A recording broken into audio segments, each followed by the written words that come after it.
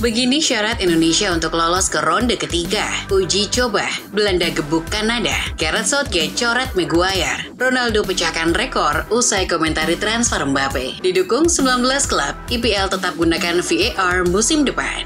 Halo football lovers, ayo subscribe dulu bagi yang belum dan bunyikan tombol lonceng untuk mendapatkan notifikasi video terbaru dari kami. Terima kasih.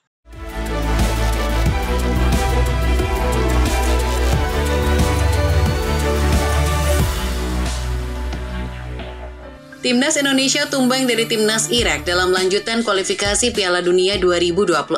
Anak buah Sintayong diterkam oleh Lions of Mesopotamia 0-2 dalam laga di Stadion Utama Gelora Bung Karno, Jakarta, Kamis 6 Juni 2024. Gol pertama Irak didapat pada menit ke-53. Ayman Hussein menjaringkan bola via titik putih. Gol kedua dicetak oleh Ali Jassim, memanfaatkan blunder Hernando Ari. Dengan hasil ini, Irak mengumpulkan 15 poin. Kian mantap di puncak klasemen kualifikasi Piala Dunia 2026 Grup F. Sementara Indonesia masih ada di posisi kedua dengan koleksi 7 poin.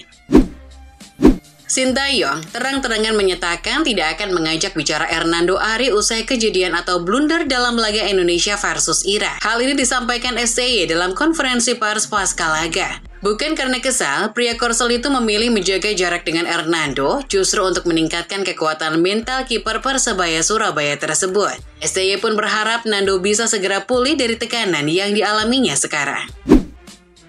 Dalam laga lain di Grup F, Vietnam menang 3-2 atas Filipina dalam pertandingan yang bergulir di Stadion Nasional Medan pada Kamis 6 Mei 2024.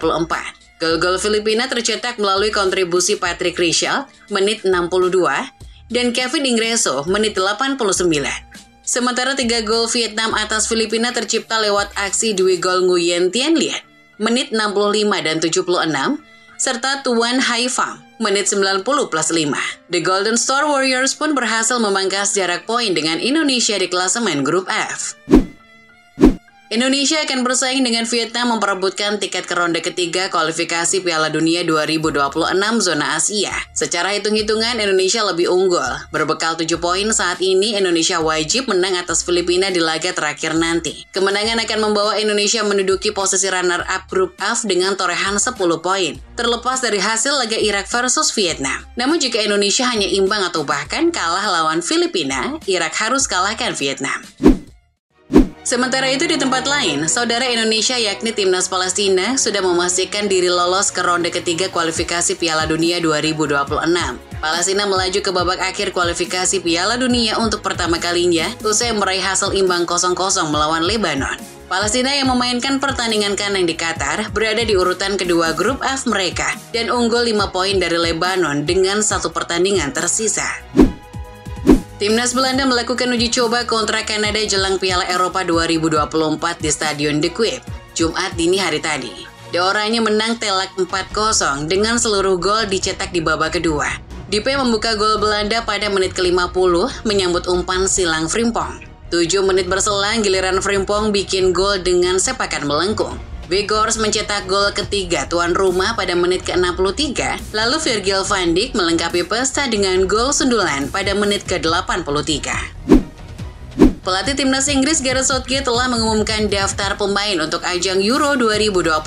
Dalam daftar pemain tersebut, tidak terdapat nama pemain yang selama ini masuk skuad The Three Lions, yakni bek MU Harry Maguire. Selain itu, Southgate juga tidak memasukkan gelandang Tottenham James Maddison dan bintang City Jack Grealish. Absennya Maguire sebagian besar disebabkan cedera betis yang menurut Southgate akan membuatnya absen dari babak grup. Sedangkan Grealish dan Maddison diabaikan karena Southgate lebih memilih opsi menyerang yang lebih mudah. Beberapa waktu yang lalu, beberapa klub secara terang-terangan meminta bahwa VAR dihapuskan dari IPL di musim 2024-25 mendatang. Namun wacana itu tidak menjadi kenyataan karena klub-klub IPL kecuali Wolves memutuskan untuk mempertahankan teknologi tersebut setelah melalui proses diskusi yang panjang, Kamis 6 Juni. Dalam kesepakatan tersebut, klub-klub IPL menuntut bahwa operator liga harus memberikan perbaikan yang signifikan terkait VAR. Masih dari Inggris, rumor ketertarikan Manchester United terhadap Gonçalo Inacio dipastikan bukan bualan belaka. Setan Merah dikabarkan akan mengajukan tawaran untuk menggait sang bek di musim panas ini. Sang bek punya klausul rilis sekitar 60 juta euro. MU dikabarkan tidak gentar dengan harga mahal tersebut. Namun laporan itu mengklaim bahwa MU tidak langsung membayar 60 juta euro ke Sporting untuk jasa Inacio. MU berencana untuk mencicil mahar tersebut. Pasalnya dana transfer mereka cukup terbatas di musim panas ini.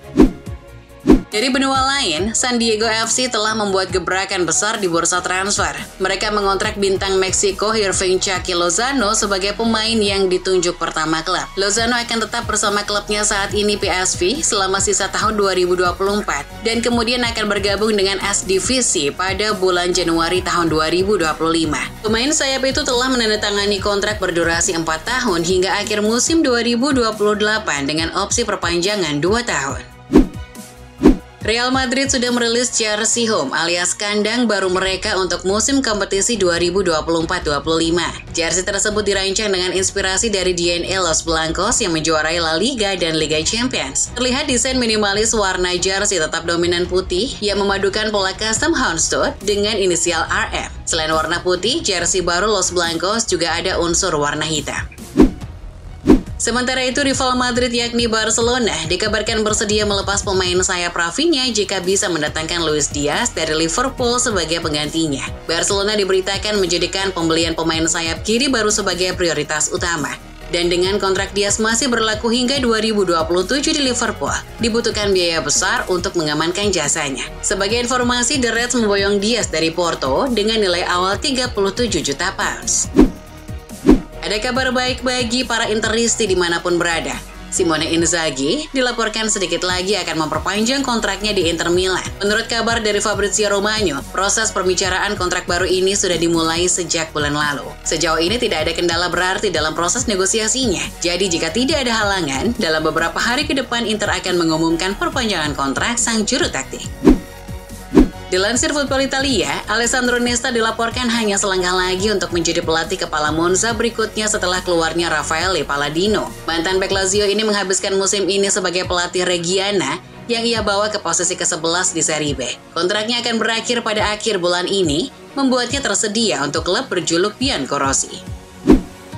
Cristiano Ronaldo kembali memecahkan rekor. Rekor kali ini dipecahkan oleh Ronaldo saat mengomentari transfer Kylian Mbappe ke Real Madrid di akun Instagram. Menurut Bleacher Report, komentar Cristiano Ronaldo itu berhasil memecahkan rekor sebagai komentar paling banyak menuai like dalam sejarah Instagram. Saat ini jumlah like dalam komentar CR7 itu sudah melampaui angka 4,6 juta. Timnas Brazil baru saja merilis daftar pemain beserta nomor punggung yang akan mereka pakai di ajang Copa America nanti. Namun, ada yang menarik dalam daftar tersebut. Pemain muda berbakat Endrick dianugerahi nomor punggung keramat yang biasanya digunakan oleh pemain bintang Seleção. Dilansir 90 Min, calon pemain Real Madrid itu baru mencatatkan 4 penampilan di tim nasional Brazil. Tapi sudah dipercaya untuk mengenakan nomor punggung 9 yang mana punya sejarah panjang di Seleção. Kita semua tahu nomor itu begitu identik dengan Il Fenomeno, yakni Ronaldo Nazario.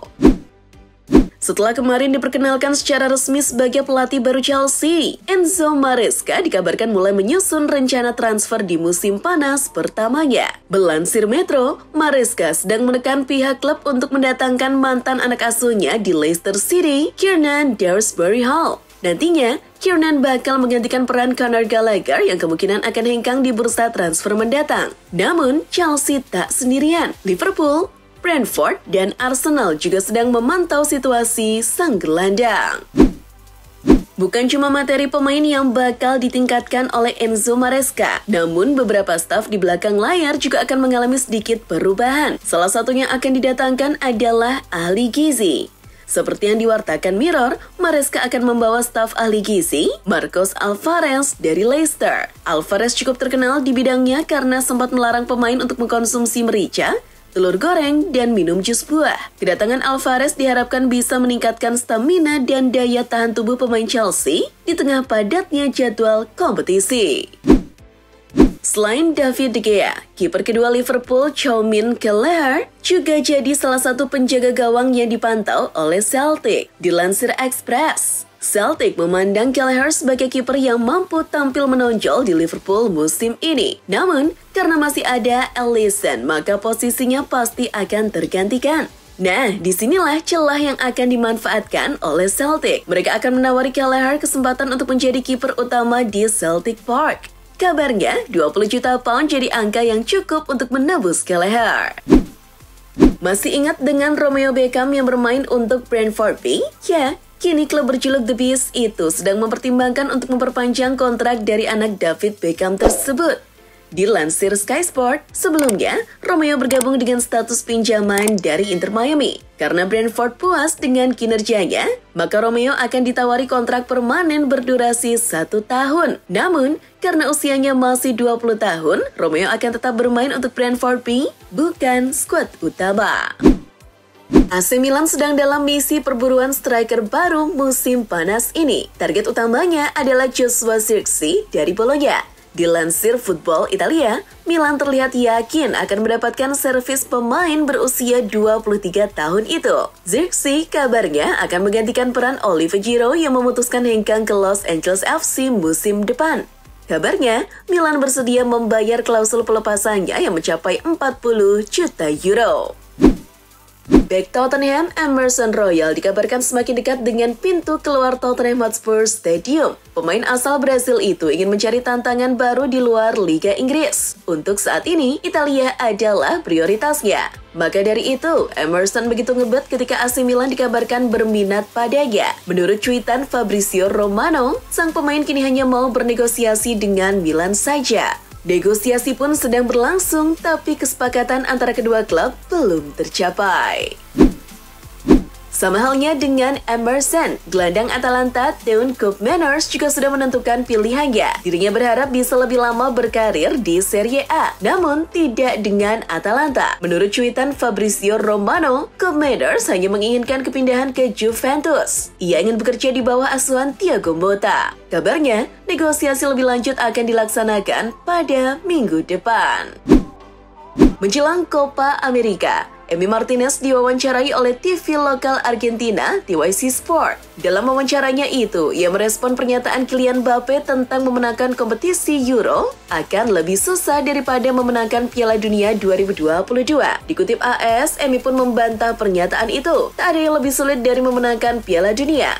Apalagi di Qatar, di mana cuaca sangat panas dan harus melakukan perjalanan yang cukup jauh dalam 3 hari sekali. Piala Dunia 2022 sangat melelahkan, katanya. LA Galaxy dilaporkan jadi tim yang paling berpotensi untuk mendatangkan Marco Reus yang memutuskan berpisah dengan Borussia Dortmund. Namun, rencana Galaxy tak sampai situ saja. Dilansir AS, setelah merampungkan transfer Reus, mereka akan menggoda Robert Lewandowski yang kini sedang bermain untuk Barcelona. Salah satu klub terbesar di Amerika Serikat itu ingin mewujudkan reuni Reus dan Lewy di MLS.